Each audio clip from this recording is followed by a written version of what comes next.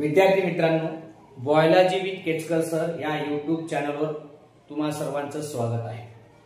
विद्यार्थी मित्रांनो, आपलं बायोलॉजी या विषयाचं चॅप्टर 6 प्लांट वॉटर रिलेशन सुरू आहे। यामधील पुढचा पार्ट आपण स्टडी करणार आहोत, absorption of water by root from soil.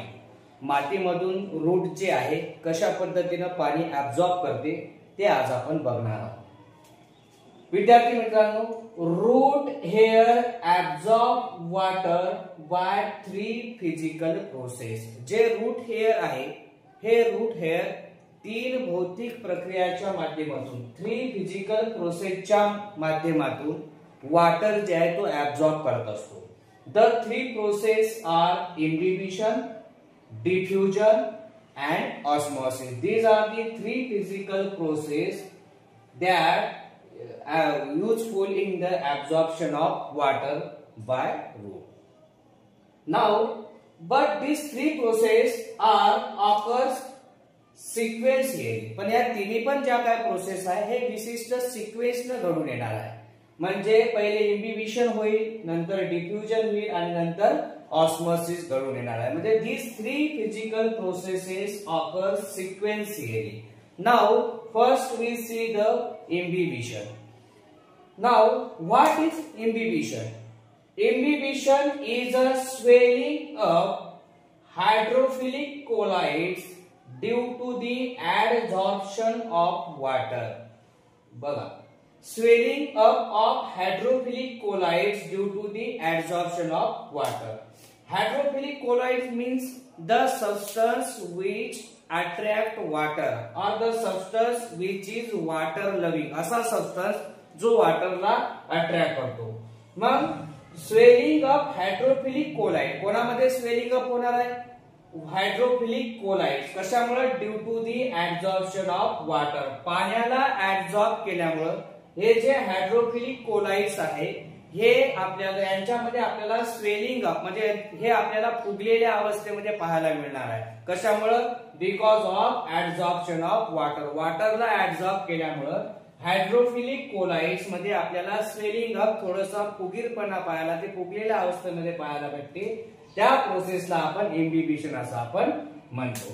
विद्यार्थी मित्रांनो, इथे मला तुम्हाला एक कन्सेप्ट समजून सांगायची आहे, ऍब्झॉर्प्शन आणि ऍब्झॉर्प्शन। बघा, या ठिकाणी ऍब्झॉर्प्शन आणि ऍब्झॉर्प्शन मधला फरक समजून सांगायचा आहे।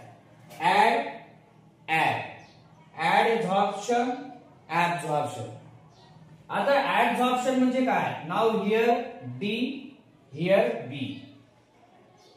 Absorption means, suppose this is the water molecule. The water molecule stick on the surface of a substance. एखाद्या पदार्थाच्या सरफेसवर जर वॉटर मॉलिक्यूल स्टिक होत असेल, चिपकत असेल, तर त्याला म्हणतात absorption. Absorption means the water molecule stick on surface. Water molecule और एनी लिक्विड, एखादं वॉटर मॉलिक्यूल राहू द्या किंवा कोणतेही लिक्विड राहू द्या, ते एखाद्या दुसऱ्या पदार्थाच्या सबस्टन्सवर स्टिक होत असेल, चिटकत असेल, तर त्याला म्हणतो आपण ऍब्झॉर्प्शन। तो सबस्टन्स त्याला धरून ठेवत असेल तर त्याला आपण म्हणतो ऍब्झॉर्प्शन। आणि ऍब्झॉर्प्शन म्हणजे काय बेटा? The water molecule enter through out the material. बघा, या ठिकाणी वॉटर मॉलिक्यूल पूर्ण त्या मटेरियलच्या आतमध्ये गेलेले आहे, पूर्ण त्या मटेरियलच्या आतमध्ये मिक्स झालेले आहे, घुसलेले आहे, त्याला म्हणतात ऍब्झॉर्प्शन। फरक काय? ऍब्झॉर्प्शन म्हणजे काय की आता ऍब्झॉर्प्शन साठी आपण दोन्हीमध्ये जे आपण वॉटर मॉलिक्यूल इथे घेतलेले आहे, जर वॉटर मॉलिक्यूल सरफेसवर स्टिक होत असेल, एखाद्या सबस्टन्सच्या सरफेसवर जर राहत असेल तर त्याला म्हणतो आपण ऍब्झॉर्प्शन। आणि वॉटर मॉलिक्यूल जर त्या सबस्टन्सच्या पूर्ण आतमध्ये गेला असेल, मिक्स झाला असेल, तर त्याला म्हणतो आपण ऍब्झॉर्प्शन असं आपण म्हणतो। फॉर एक्झाम्पल, तुम्हाला ऍब्झॉर्प्शनचं म्हणजे आणि इम्बिबिशनचं जर एक्झाम्पल तुम्हाला द्यायचं झालं तर आता इम्बिबिशनचं एक सोपं एक्झाम्पल आहे।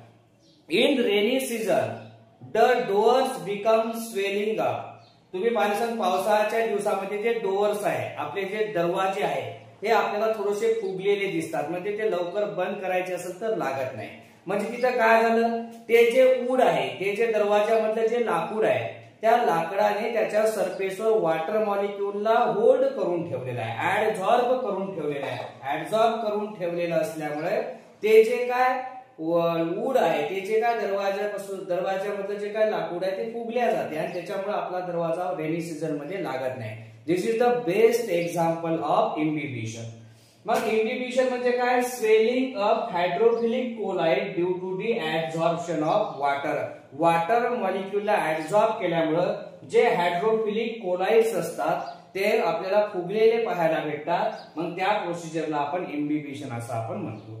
मग आता इम्बिबंट म्हणजे काय? आता या ठिकाणी दोन डेफिनेशन आपल्याला समजून घ्यायचे आहे, इम्बिबंट अँड इम्बिबेट. आता इम्बिबंट म्हणजे काय? The substance that absorb water or liquid. एखादा सबस्टन्स आहे जो वॉटर किंवा कोणत्याही एखाद्या लिक्विडला काय करत आहे? ऍडझॉर्ब करत आहे. ऍडझॉर्ब करत म्हणजे त्याच्या सरफेसवर धरून ठेवत आहे, त्याला म्हणायचं इम्बिबंट. फॉर एक्झाम्पल आपण दुसरं एक्झाम्पल घेऊ. तर या ठिकाणी लक्ष द्या, आपण आता डोअरचं एक्झाम्पल तुम्हाला मी दिलेलं आहे. तर पावसाळ्याच्या दिवसामध्ये समजा हे डोअर आहे, डोअर.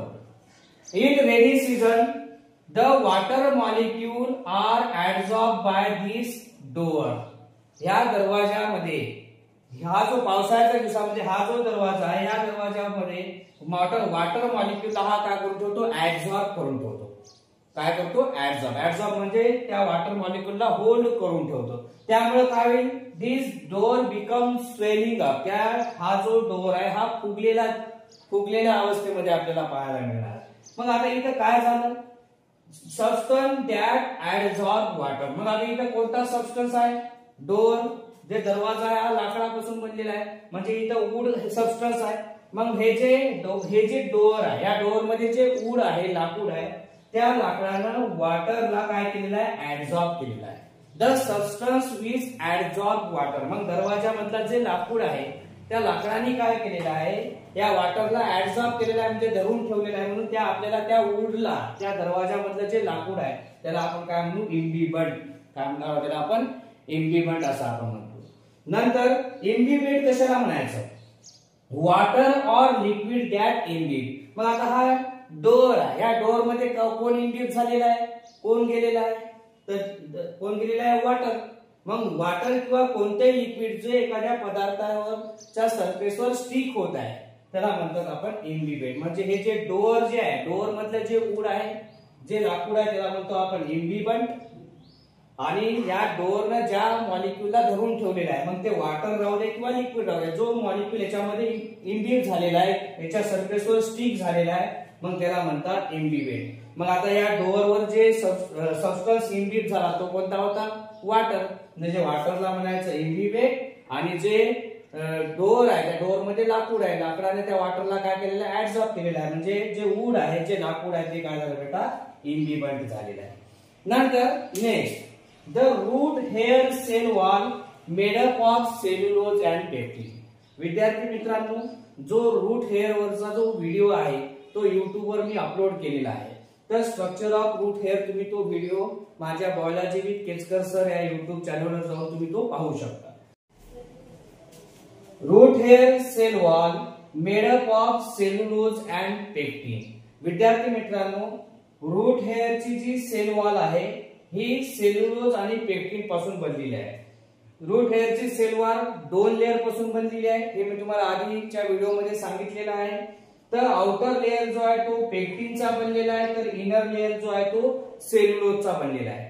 मग विद्यार्थी मित्रांनो, मग हे रूट हेअरची जी सेल वॉल आहे ही सेल्युलोज आणि पेक्टिन कंपाऊंड पासून बनलेली आहे.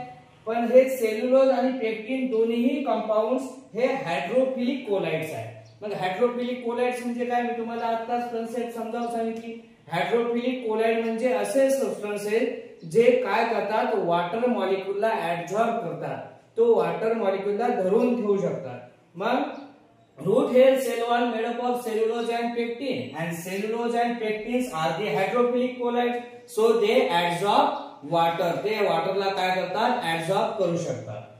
In imbibition water molecule tightly absorb without formation of solution. मग इम्बिबिशन मध्ये काय होते, मग आता हे जे काय वॉटर मॉलिक्यूल जे हायड्रोफिलिक कोलाइड ऍब्सॉर्ब करणार आहे, this is without formation of solution, याच्यामध्ये कुठल्याही प्रकारचं सोल्युशन तयार होत नाही. डायरेक्ट ते वॉटर मॉलिक्यूल हे जे हायड्रोफिलिक कोलाइड्स आहेत ते होल्ड करून ठेवतात, ऍब्सॉर्ब करून ठेवतात, त्या ठिकाणी कुठल्याही प्रकारचं सोल्युशन तयार होत नाही.